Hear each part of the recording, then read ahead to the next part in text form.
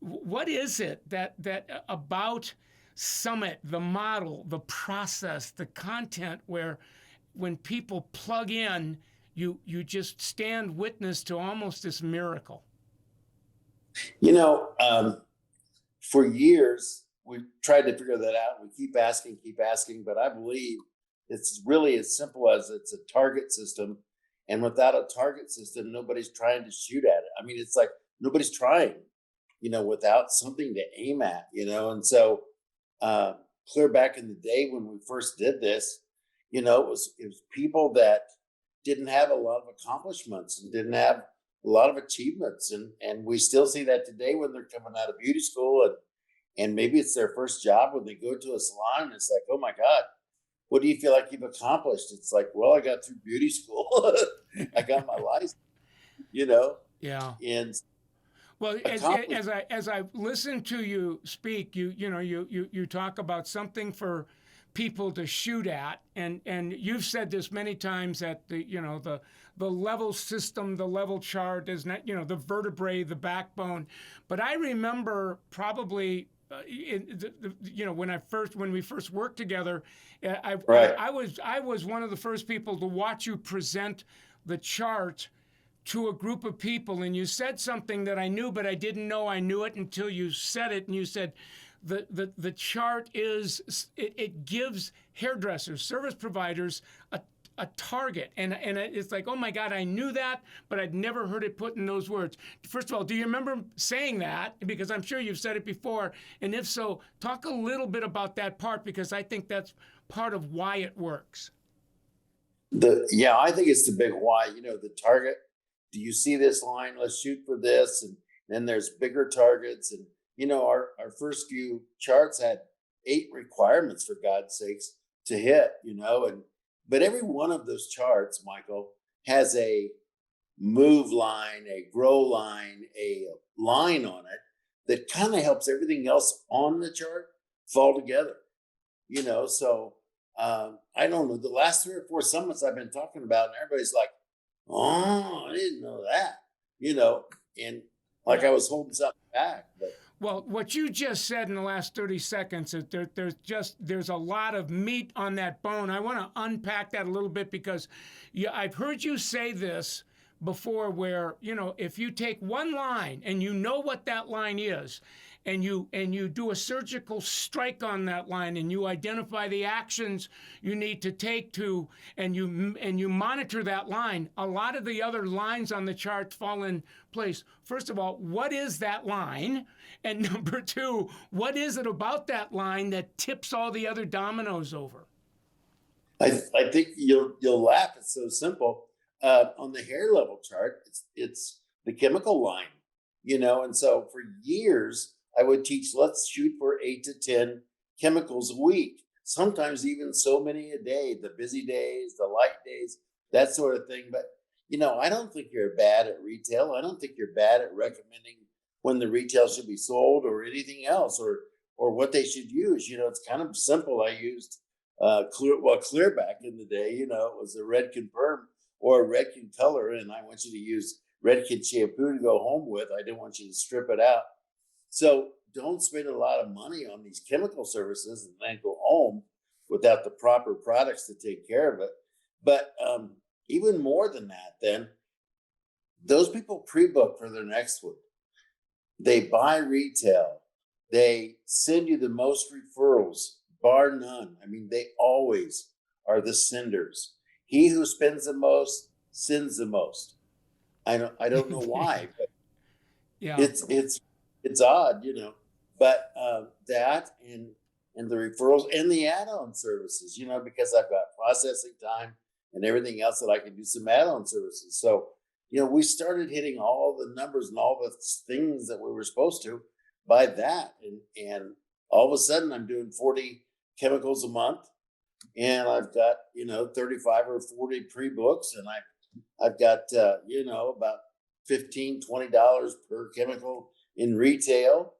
So if I did 40, I'm going to retail $800. That used to be a lot. That's just a good week today. But it's just really changed. But it hasn't, Michael. I mean, because if I don't give them something very specific to aim at, they won't complete it because they won't even try.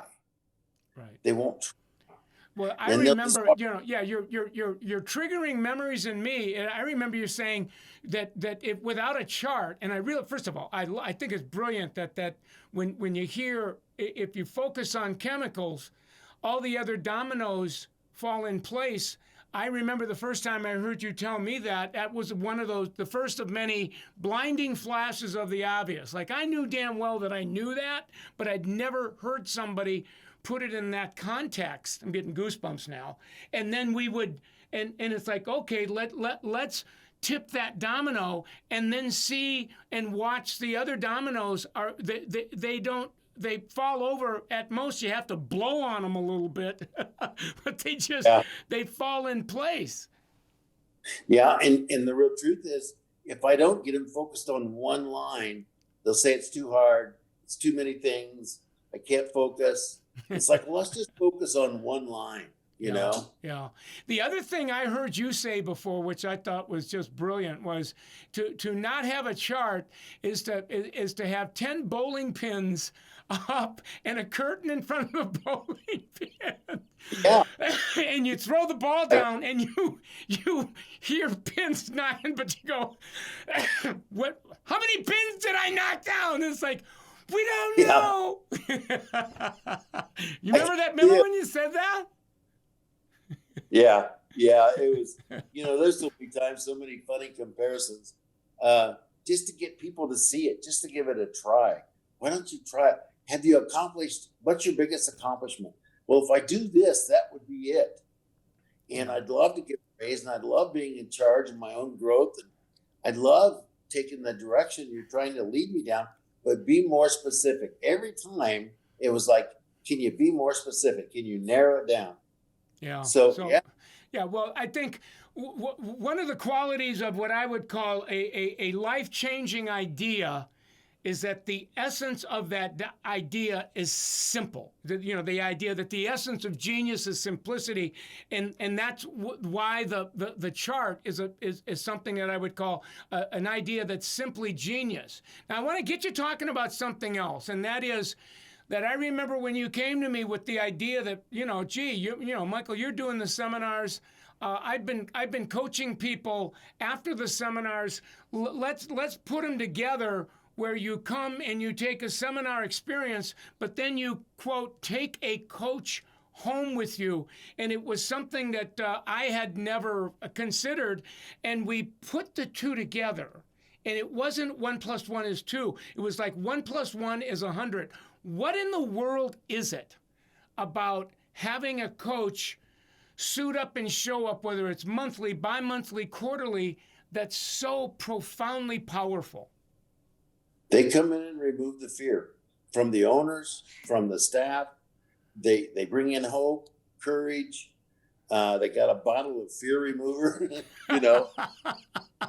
and it's like, oh my gosh, everybody settle down, and they start talking and explaining it better. And no, we're here, and I'm going to come back, and we're going to have meetings, and we'll have some face-to-face time, and I will help you individually. And because the only thing that would stop you from doing this and taking charge of your own direction and income would be fear. And so let's get it out of the house, Yeah, and we both know that for years we've been talking about that courage doesn't mean that we don't have fear. Courage just means we have the willingness to not let fear stop us from taking an action. And there's something about a coach's presence. Their presence is encouraging. It's like it's almost the courage wafts off them and onto someone that tends to be, more influenced by fear than they should, and they get halted. And the 274 interviews I've done before tonight, there isn't one of them that are Summit Jedis that really refer to experiences that they've had with that coach. And like whether we're talking about the Mike Carters of the world, the Michael Right. Nicholases, the Katie Wests, there's many people, the Shaynas and Italis of the world. So what is it about? How does that relationship get as intimate as it does in those monthly PDMs? Well, because it reminds me, even when I had salons and I would go back and after I'd been somewhere, and they want to hear the story about the stylist with no shoes. It's like, tell me the sad story and then tell me the end, and tell me the win, who won, and how long did it take them, and tell me the story again, and tell me the story again about how you think I can do it. And so you're constantly. Yeah. I would call them. I mean, I know you've said this: definable moments in a monthly Yes. PDM through a storytelling or through that pivotal point where somebody says, a coach says to a service provider that's just has a temporary loss of courage, I believe in you, and borrow my belief in you until yours catches up. You just had a momentary, and those are the definable moments. If we don't hear those at the right moments, we stay stuck. Yes.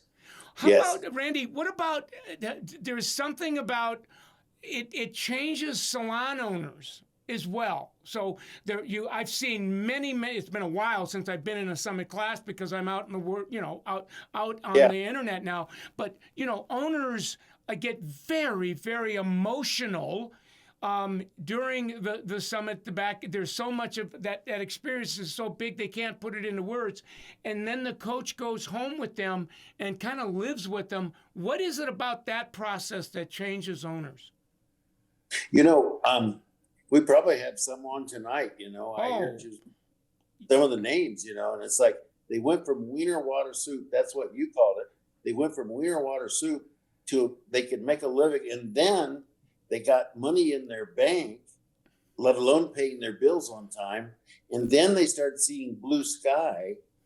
And then I have strength and courage, and I could move on. And I have a team of thousands of other salons using the same program and doing the same thing. Yeah, I mean, you bring up. I mean, as we're talking, you're triggering memories. But I remember you saying in a classroom, and I think I was with you, where a salon owner for months and months, maybe years and years, there was never enough money in the checkbook after payroll, after this, for them to pay themselves. And that yes. first time where you or a coach shows up, we look at the numbers, we look at the cash flow. Now I'm getting goosebumps on my head, for crying out loud.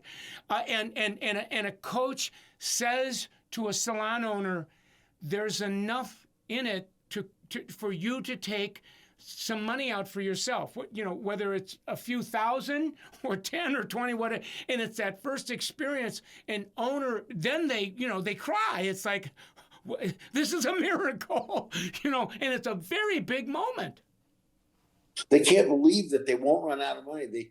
But they trust you, and they trust you more than they trust themselves.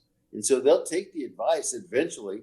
They may cut the money in half or whatever, but they'll take it. And little bit by little bit, people around them start seeing their life improve. And so now their believability grows.